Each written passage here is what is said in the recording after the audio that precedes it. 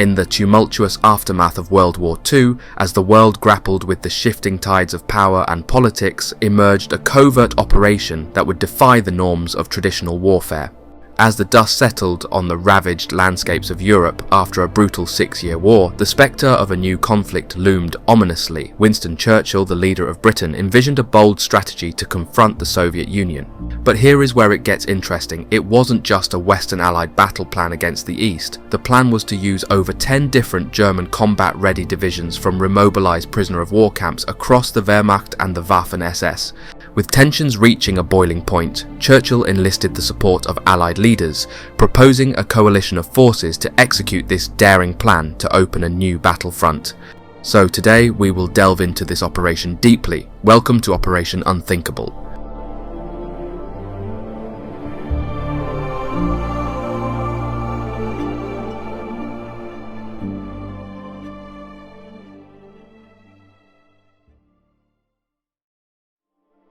The concerns of the Western Allies regarding Soviet influence over Europe intensified significantly following the end of World War II. During the war itself, the full extent of this influence may not have been immediately apparent. However, with Germany's official surrender, the reality dawned that a substantial portion of Europe now lay under the control of a formidable communist regime. This abrupt shift in the geopolitical landscape triggered profound unease and vigilance among the Western powers, as they grappled with the implications of a divided continent and the potential expansion of Soviet influence beyond its already significant reach. The post-war period witnessed a complex interplay of political, ideological, and strategic maneuvers as the Western Allies sought to counterbalance Soviet power and safeguard their interests in Europe.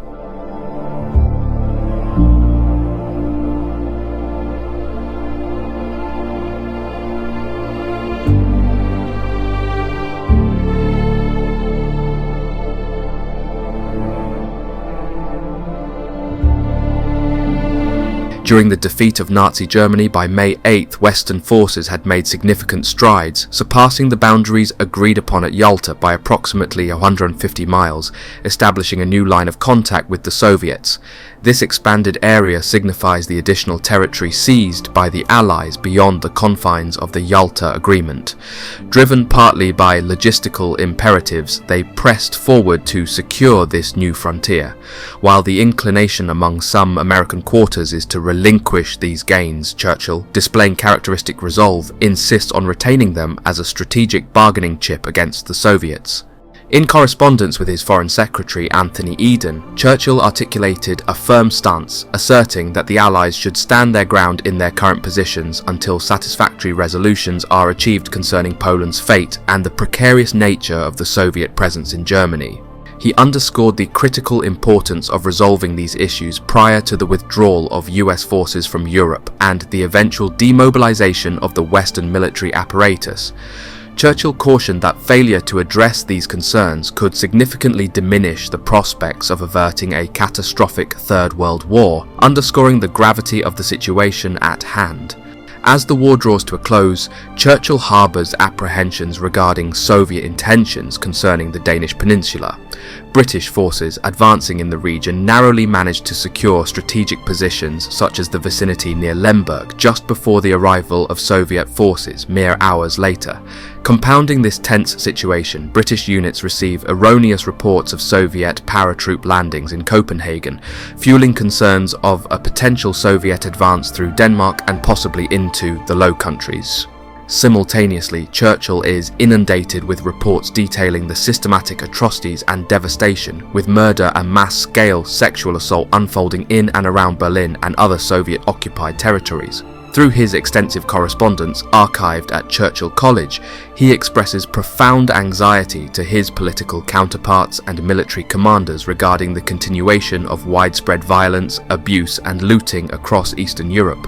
Furthermore, Allied apprehensions extend to the Soviet practice of dismantling and plundering the infrastructure of the territories under their control. Instances such as the damage to a German factory, not attributable to Allied bombing, but rather to Soviet engineers stripping and transporting valuable resources back to the Soviet Union, underscore this alarming trend. This systematic policy of resource extraction is particularly evident in Poland, further heightening Allied concerns about Soviet actions in the aftermath of the war. Contemplating the prospect of a renewed military confrontation, Churchill speculated that a rapid and overwhelming offensive by the Western powers into Eastern Germany and Poland could deliver a decisive blow to Stalin's ambitions in the region. Such a strategic move, Churchill believed, might force Stalin to reconsider his hegemony over Eastern Europe and potentially pave the way for a more balanced post-war order. The Allies and Churchill's concerns stemmed from Soviet actions in Eastern Europe, which included the establishment of puppet governments and the potential for further expansion. This raised alarm among the Western Allies, particularly as they witnessed the imposition of Soviet-backed regimes in countries like Poland, Hungary, and Czechoslovakia following the end of World War II. These governments, often installed through rigged elections or outright military intervention, served as proxies for Soviet influence and served to solidify Moscow's control over the region. For instance, the Yalta Conference of 1945, where Churchill, Stalin and Roosevelt met to discuss the post-war reorganization of Europe, highlighted the differing visions for the continent's future. Churchill's concerns were exacerbated by the agreements made at Yalta, where the Western powers effectively conceded Eastern Europe to Soviet influence in exchange for Stalin's commitment to join the war against Japan. In response to these developments, the Western Allies initiated measures such as the Marshall Plan, aimed at economic recovery and stability in Western Europe to counter the appeal of communism and strengthen ties with countries vulnerable to Soviet influence. So the Western Allied intelligence started to weight up their options. First, the Allies recognized the Soviet Union's numerical advantage in terms of manpower and tanks, but believed they could offset this through their strengths in naval and air power. This strategic assessment was based on a careful evaluation of each side's military capabilities if the West were to advance against the Soviet Union. For instance, the Soviet Union's vast manpower resources allowed them to field larger armies compared to their Western counterparts. Additionally, the Soviets produced a formidable number of tanks, to much of which was due to American supplies, this which played a crucial role in their armoured offensives on the Eastern Front. These numerical advantages were evident in pivotal battles such as the Battle of Stalingrad and the Battle of Kursk, where the Soviets demonstrated their ability to mass troops and equipment effectively to completely overthrow the opposition. However, the Western Allies recognized that their superiority in naval and air power could serve as a crucial counterbalance to the Soviet numerical advantage on land. The Allied naval forces, particularly the British Royal Navy and the United States Navy, exerted control over vital sea lanes and ensured the flow of supplies and reinforcements to the European theatre.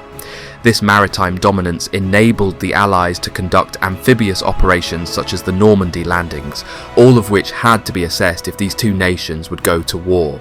Furthermore, the Allies' air power, exemplified by the strategic bombing campaigns against Axis industrial and military targets, exerted immense pressure on the enemy's war-making capacity. The strategic bombing of German cities and infrastructure by Allied air forces, including the United States Army Air Forces and the British Royal Air Force, weakened the German war machine and disrupted its ability to support frontline operations. In summary, while the Soviet Union possessed numerical superiority in terms of manpower and tanks, the Allies believed they could counterbalance this advantage through their strengths in naval and air power. This strategic calculation was very important in the planning of Operation Unthinkable.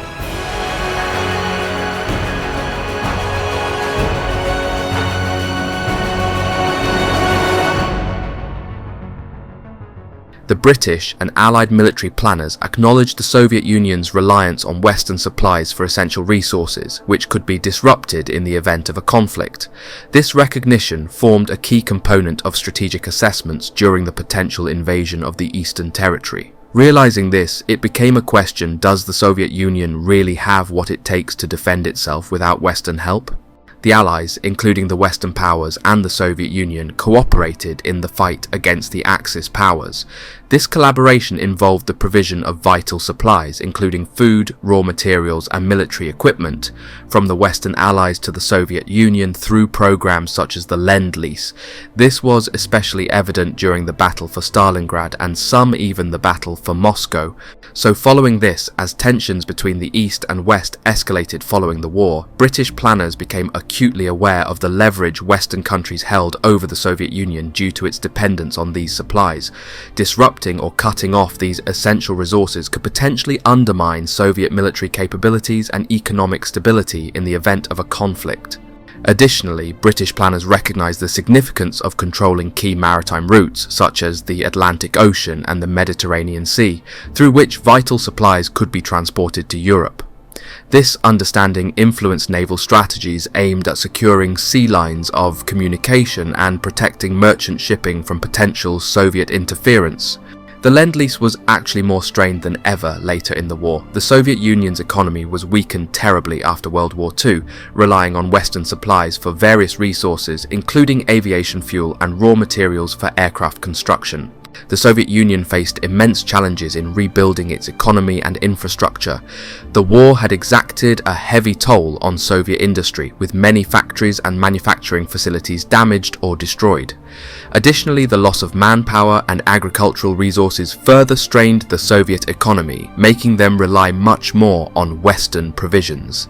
However, this dependence also left the Soviet Union vulnerable to disruptions in the supply chain, particularly in times of political tension or conflict with the Western powers.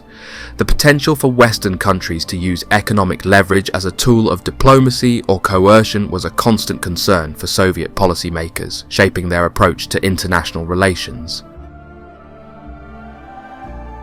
However, the urgency for Britain to take action was heightened by the realization that its military strength would soon be compromised by the demobilization process. With each passing month, the potential erosion of its forces loomed larger, especially in light of the imminent transfer of significant American troops to the Far East theatre of operations. Faced with this imminent challenge, British military strategists wasted no time in mobilizing their efforts to develop Operation Unthinkable.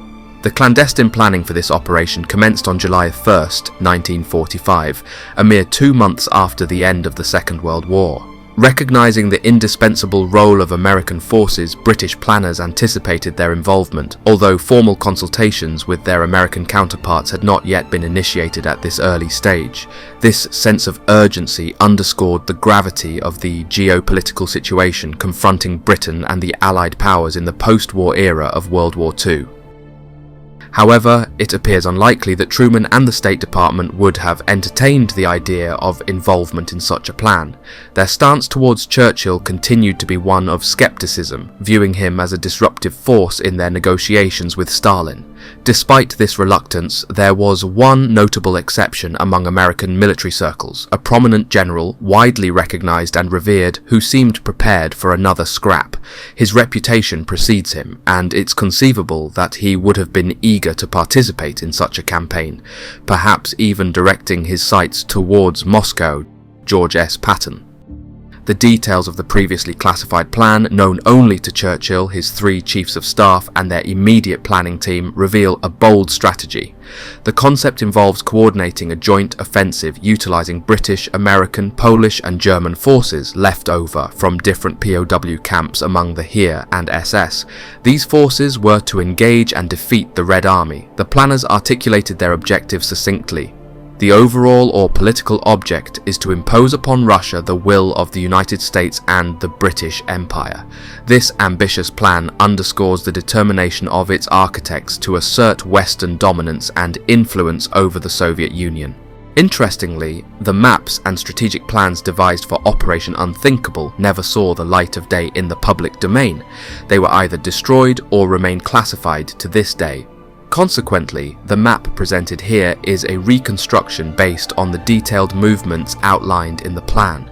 The operation was envisioned as a two-pronged assault, a northern thrust starting from Stettin and extending through Bydgoszcz with a curve upward to seize portions of the Baltic coast. Concurrently, Allied forces would launch assaults from this direction towards Gdansk, perceived as a relatively straightforward objective. However, the southern flank presented a more challenging proposition, with forces advancing from Cottbus through Poznan before veering off to capture Wrocław. The main concern revolved around the southern flank, particularly Czechoslovakia, which was heavily occupied by Soviet forces. There was a significant risk that if the Allies advanced too deeply into Poland, they would be vulnerable to a southern thrust from the Red Army stationed in Czechoslovakia. The strategy proposed was to engage and defeat the Red Army in this critical region, which entailed overcoming their armoured brigades. Subsequently, the plan aimed to establish a fortified line extending from Gdansk to Wrocław. The ultimate objective was to inflict a significant setback on Stalin's forces, compelling him to return to the negotiating table for a reconsideration of borders.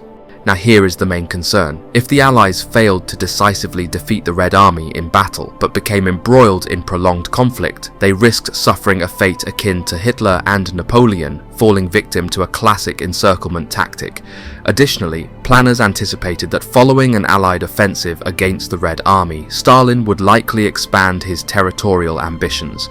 This included scenarios where he would advance through Norway, seize control of Greece and Turkey, and extend his influence into Iraq and Iran to secure vital oil resources, which would be the worst-case scenario.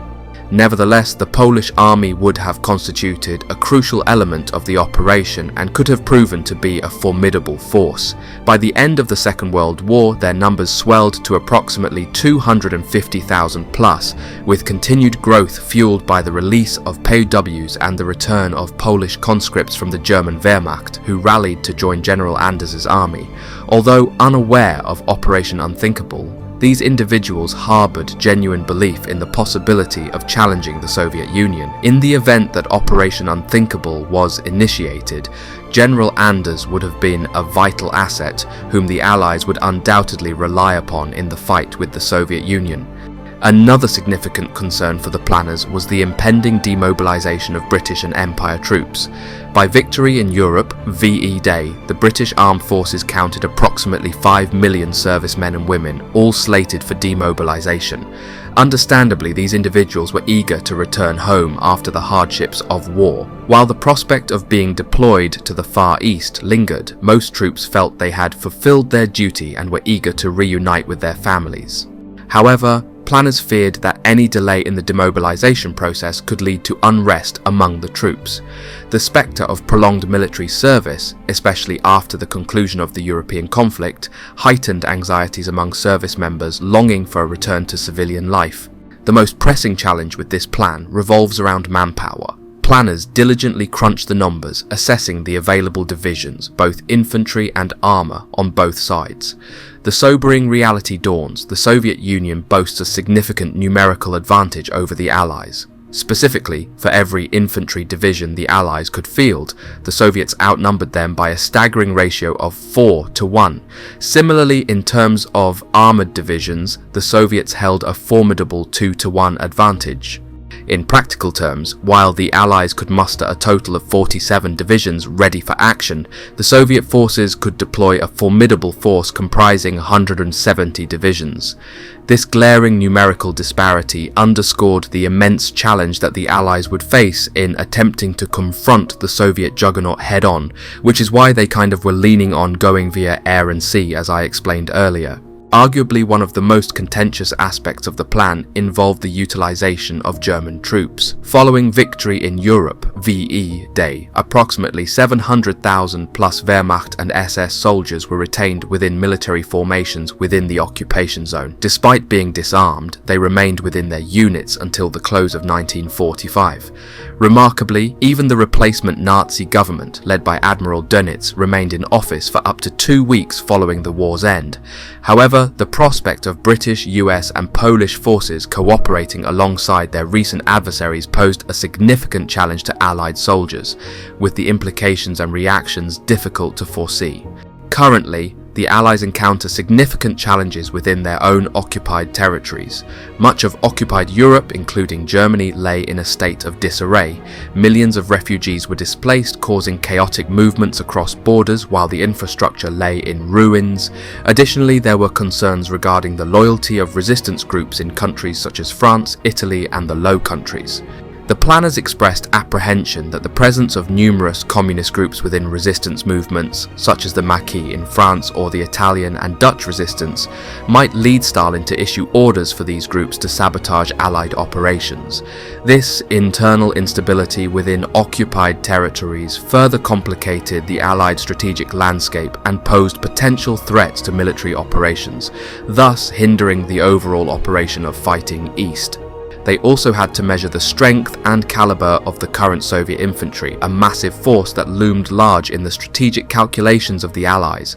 By July 1st, 1945, the Red Army boasted a staggering manpower of approximately 7 million soldiers, with the vast majority, totaling around 6 million, deployed in the Western theatre of operations.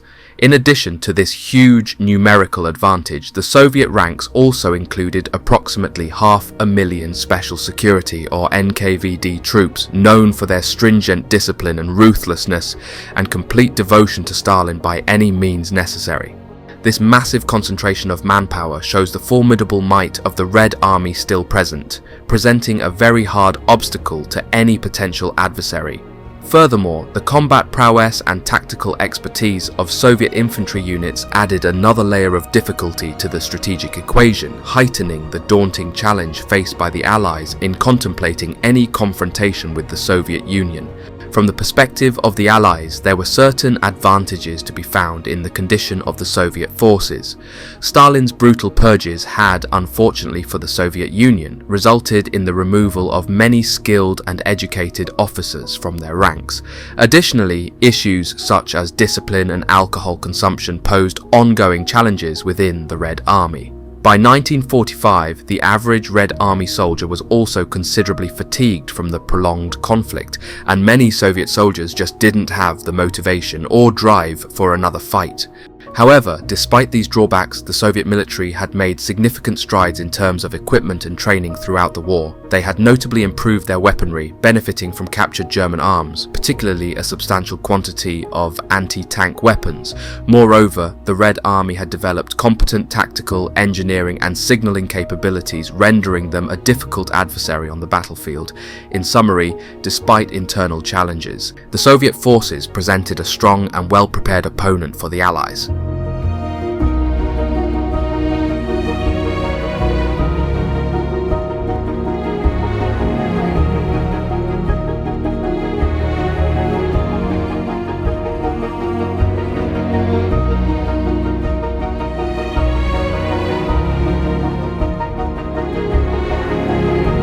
On June 8, 1945, the Chiefs of Staff presented their final assessment of Operation Unthinkable to Churchill. They concluded that due to the overwhelming numerical superiority of the Red Army, a brief and decisive Allied attack into Poland would not succeed, and total war would be the inevitable outcome.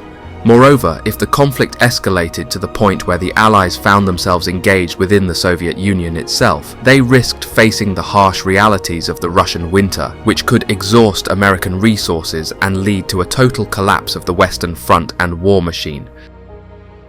Simultaneously, amidst these strategic deliberations, the British general election took place. Although the election occurred on July 5th, the announcement of results was delayed by 3 weeks due to the necessity of counting votes cast by troops stationed in the Far East. This convergence of critical military decisions and democratic processes underscored the complex challenges faced by Britain and its allies in the post-war period and the preparations for the pending clash. In the wake of the strategic shift away from the original Operation Unthinkable, Churchill remained deeply preoccupied with the looming threat posed by Stalin's expanding influence.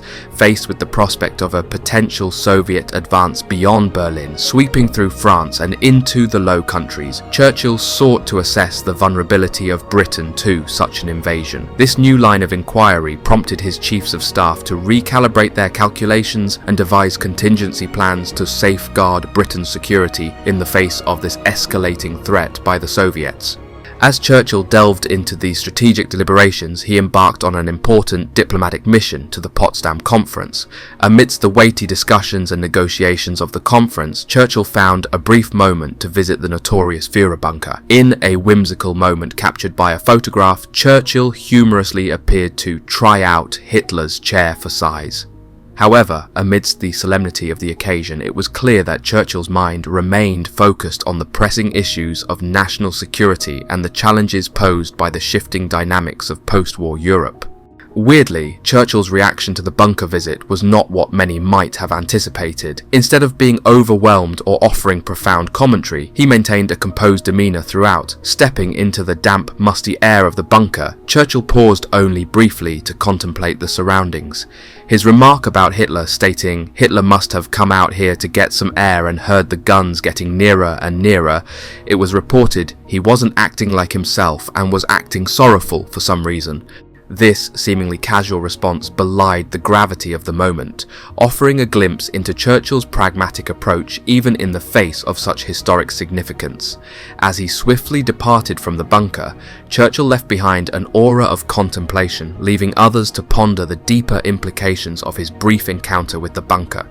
After returning to the conference, in the midst of the Potsdam meeting, where Churchill, Truman and Stalin appear outwardly friendly to the cameras, there lies an underlying tension and suspicion. While their smiles may convey unity, there's a sense of cautious diplomacy at play, with each leader harbouring their own agenda and concerns. Behind the scenes, Churchill remains deeply wary of Stalin's intentions. The Soviet leaders' reliance on maintaining a perpetual state of revolutionary struggle, marked by the relentless hunt for perceived enemies of the state, casts a shadow of uncertainty over the proceedings. Churchill understands that Stalin's political survival hinges on perpetuating this atmosphere of fear and suspicion, driving his actions and decisions. Moreover, Churchill is acutely aware of the ideological gulf that separates the Western Allies from the Soviet Union. The fundamental clash between democratic values and communist ideology serves as a constant backdrop to their interactions, adding another layer of complexity to their relationship. Despite the diplomatic niceties observed at Potsdam, Churchill's concerns persist. He knows that beneath the surface lies a delicate balance of power and ideology, where trust is fleeting and alliances are forged with caution. As the conference progresses, Churchill navigates these treacherous waters with a keen eye and a sense of pragmatism, ever mindful of the stakes involved in dealing with Stalin and the Soviet Union.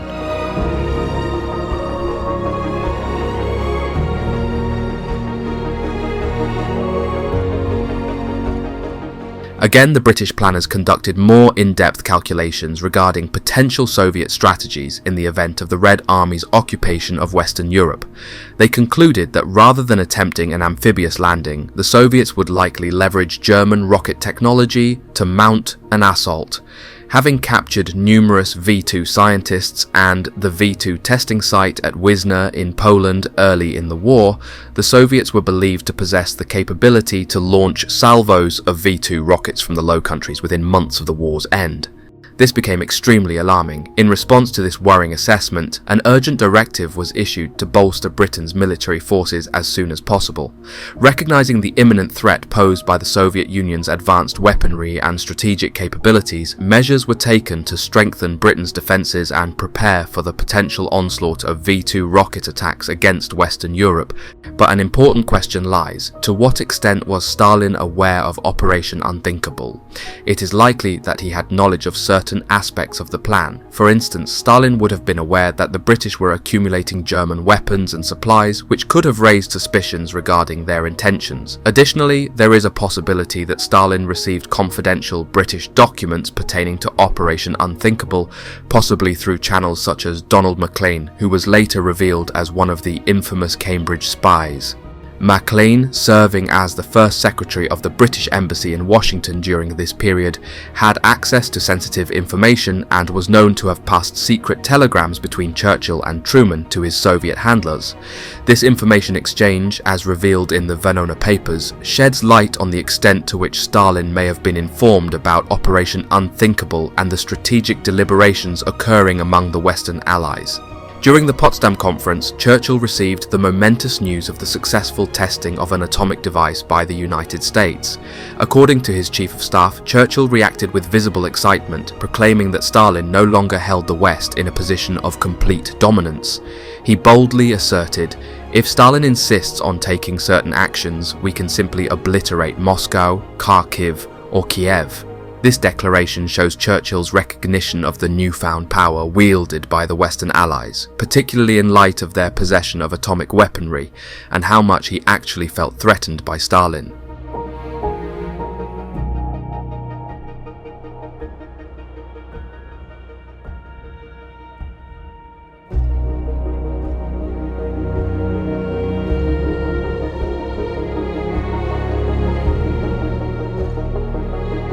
Much to the astonishment of many, the Labour Party, led by Clement Attlee, secured a landslide victory in the British general election. Stalin, in particular, found this outcome surprising, unable to comprehend why Churchill hadn't manipulated the results in his favour. With Attlee now occupying Churchill's former position, he joined Truman and Stalin on the international stage. While British foreign policy did not undergo radical shifts under the new Labour government, it seemed unlikely that Attlee would pursue the Operation Unthinkable plan. However, there was a possibility that Ernest Bevin, seen at the back of the photo, might have been open to persuasion regarding the plan's merits. With the advent of a new government and administration, Operation Unthinkable was relegated to obscurity and was now thrown into a random file cabinet, forgotten amidst the shifting political landscape. Meanwhile, Colonel Tibbets piloted the aircraft that took off on August 6, 1945, carrying the first atomic bomb destined for Japan. The bomb detonated approximately 600 meters above Hiroshima, devastating the entire city. 2 days later, in accordance with the agreements made at Yalta, Stalin declared war on Japan and swiftly invaded Manchuria, aiming to seize as much territory as possible before Japan's surrender. That same evening, a second atomic bomb was dropped on Nagasaki, and within the span of a week, Japan capitulated. The irony of this situation lies in the fact that the United States, armed with the atomic bomb, ultimately didn't require the assistance of the Soviet Union to defeat Japan.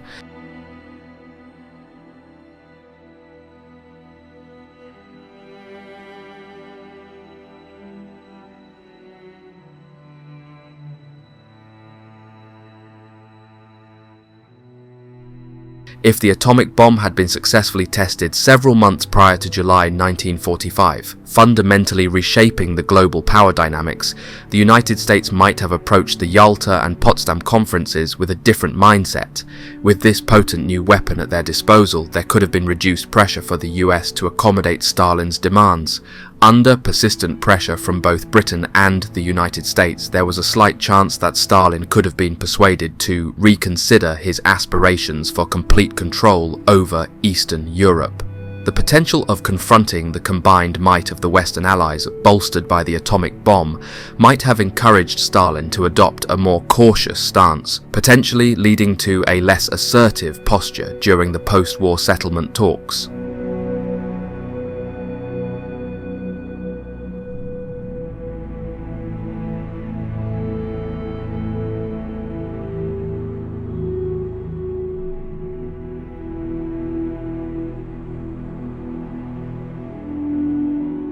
So tell me, what do you think would have happened if they had received the green light and crossed into Soviet territory? Do you believe it could have sparked a much larger conflict resulting in the loss of millions more lives? It's undoubtedly a fascinating topic, and I suspect it was a far greater concern than we're led to believe. The Cold War stands as a prime example of a tense period that spanned many years. Do I think the Western Allies were too lenient with Stalin? Yes, I do. However, I'm eager to hear your thoughts on this remarkable piece of history. As always, thank you so much for joining me today on this journey. Don't forget to explore my Patreon and Instagram for additional content. Please support us by hitting the subscribe button and liking the video. It truly makes a difference. Lastly, I look forward to seeing you on our next adventure. God bless and goodbye for now.